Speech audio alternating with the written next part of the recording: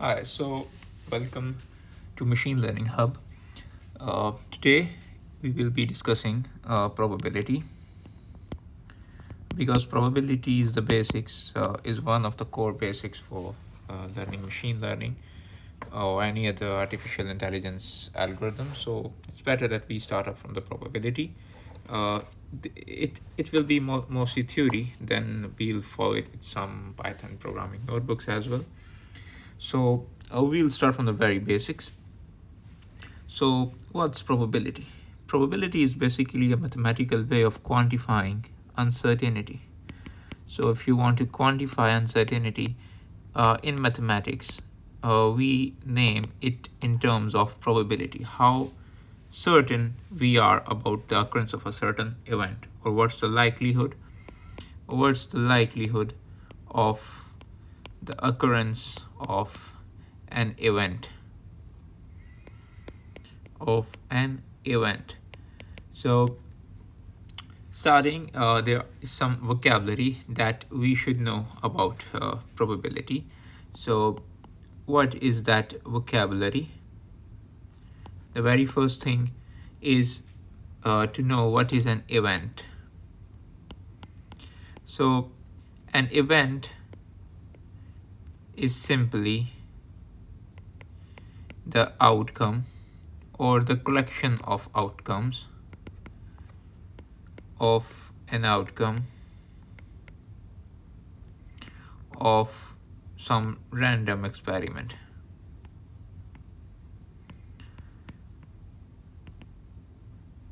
I will explain in detail about these things, what's an experiment, what's an outcome. So, second, because we have seen a term outcome, we have to define what's the outcome.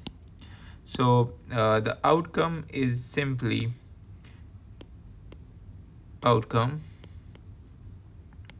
It is the result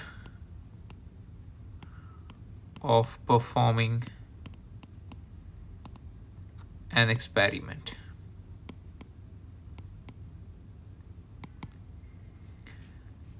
The third important thing, or the third important vocabulary that we will encounter a lot in probability uh, is the sample space. What is a sample space? So, sample space is the collection of all possible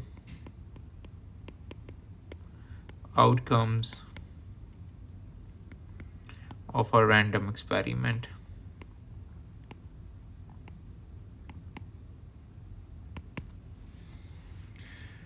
So, to explain these things in detail, let us consider an example. So, let us suppose we have a coin that has a head and a tail. That's the top of a coin. It has a head, and this is the bottom of a coin, and this is a tail. So if we flip a coin once,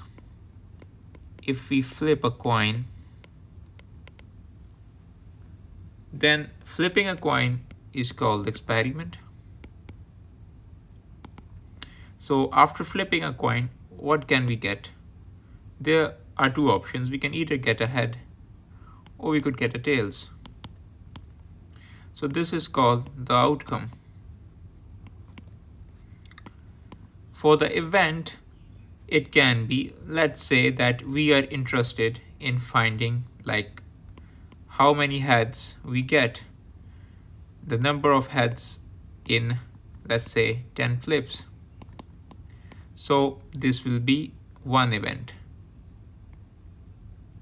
that we are interested in.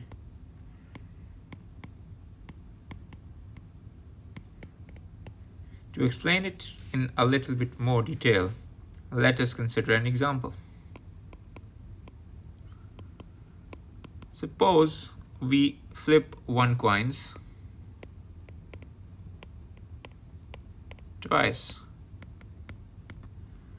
So what is the cardinality of the sample space?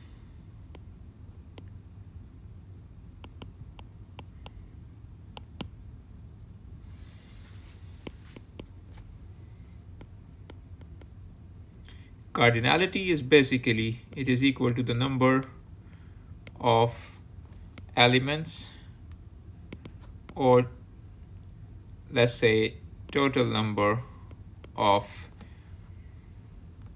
outcomes of the event, or sorry, of the experiment, and which is equal to the total number of elements in the sample space. So what could be the or sample space? Or sample space will basically consist of what? It will consist of, it can either be a head or a tail, or it could be heads, it could be a tail, heads, or it could be a tail. So this is what we get on the first flip, and this is what we get on the second flip.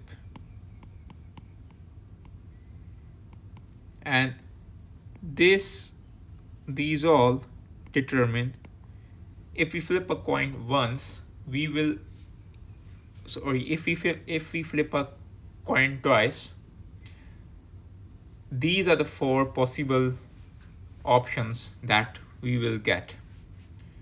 So this is the sample space.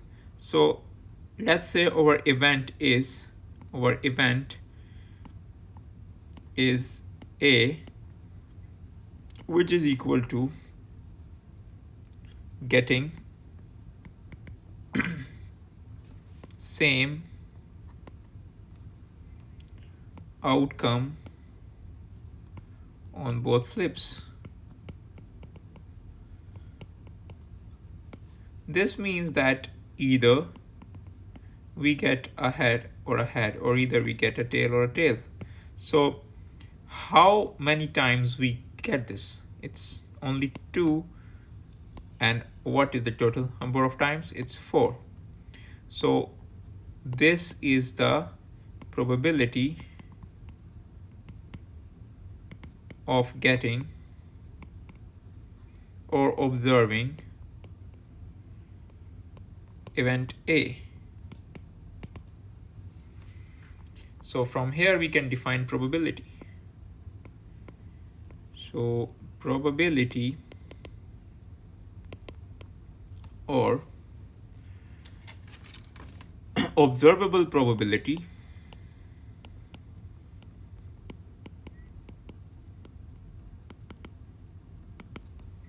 is defined as the number of ways an event occurred divided by the cardinality of sample space.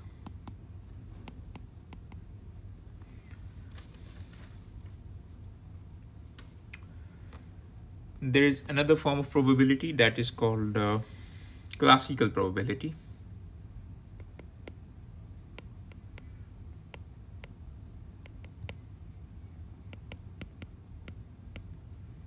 Suppose I ask you, what is the probability of getting a heart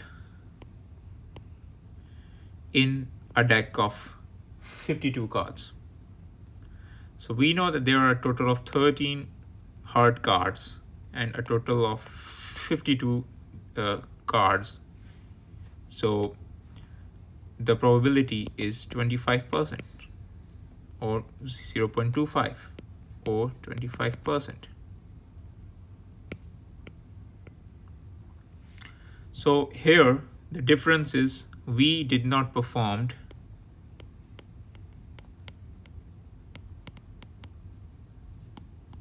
any experiment. Rather, we know this in advance.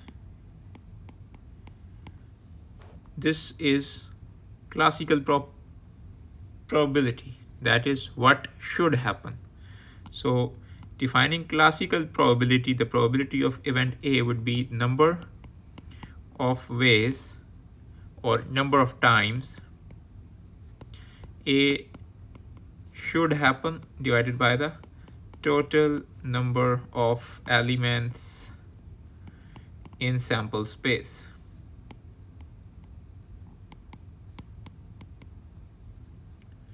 Or this is equal to cardinality of sample space as well. So in the observable probability, it is the number of ways the event has occurred or it has been observed. But here, in the classical probability, it is the number of ways A should occur. Next, we will move on to mutually exclusive, or what are exclusive events.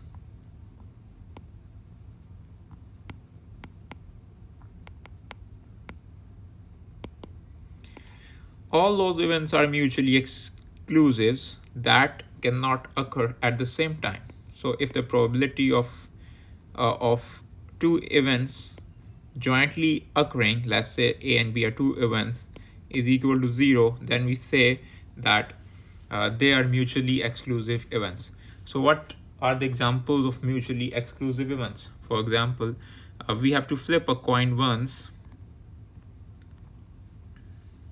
For example, we flip a coin once, then either we can get a head or we can get a tail. There is no way that we can get head and tails on the same flip. In this way, we can say that probability that A getting heads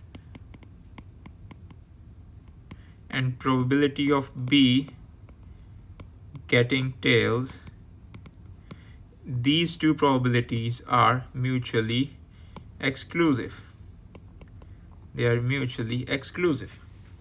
So this is the complete idea of mutually exclusiveness. In the next tutorial, we will see about sets, notations, and some other basic things before we can move on to programming this in Python.